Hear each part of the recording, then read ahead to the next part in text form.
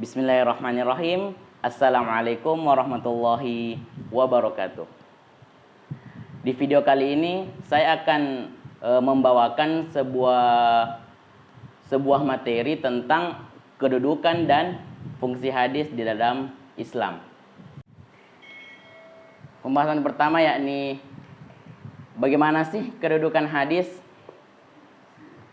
Di dalam kedudukannya sebagai penjelas, hadis kadang-kadang memperluas hukum dalam Al-Quran dan menetapkan sendiri hukum di luar apa yang ditentukan oleh Allah dalam Al-Quran.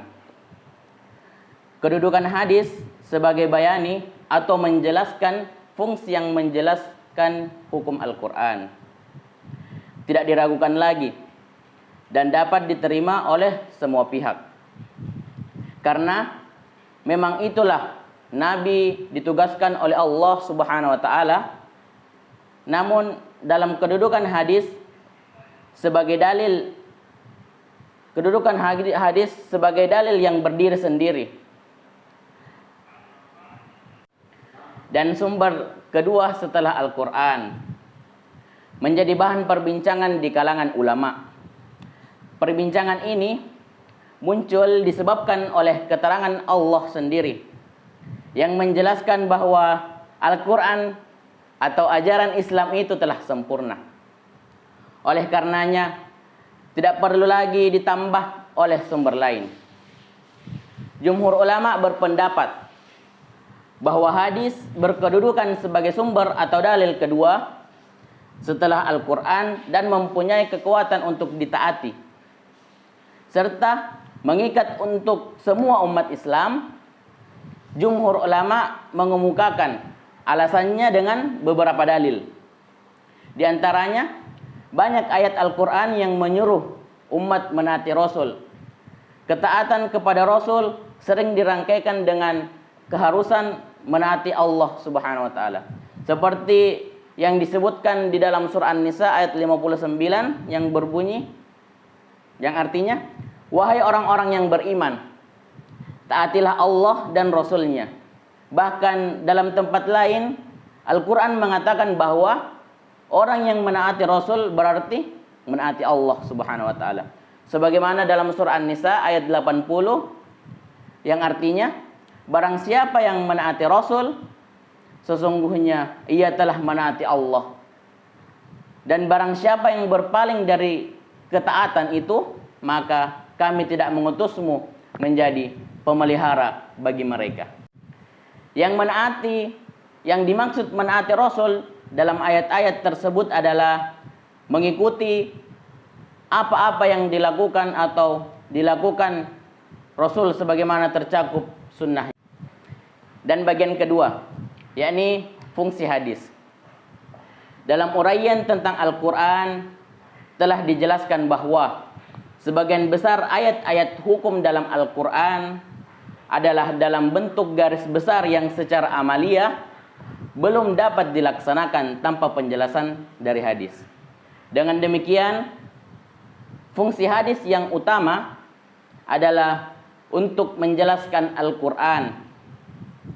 Hal ini telah sesuai dengan penjelasan Allah dalam surah An-Nahl ayat 64 yang artinya, dan kami tidak menurunkan kepadamu kitab, yakni Al-Quran ini, melainkan agar kamu dapat menjelaskan kepada mereka apa yang mereka perselisihkan itu. Dengan demikian, bila Al-Quran disebut sebagai sumber asli bagi hukum fiqh, maka hadis disebut sebagai bayani atau sebagai penjelas. Dalam kedudukannya sebagai bayani, dalam hubungannya dengan Al-Quran, ia menjalankan fungsi sebagai berikut.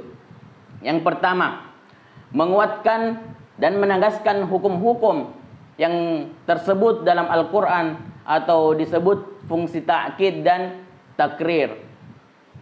Dan yang kedua, memberikan penjelasan terhadap apa yang dimaksud dengan Al-Quran dalam hal menjelaskan arti yang masih samar dengan dalam Al-Quran, merinci apa yang dalam Al-Quran disebutkan secara garis besar membatasi apa-apa yang dalam Al-Quran disebutkan secara umum dan memperluas maksud dari sesuatu yang tersebut dalam Al-Quran.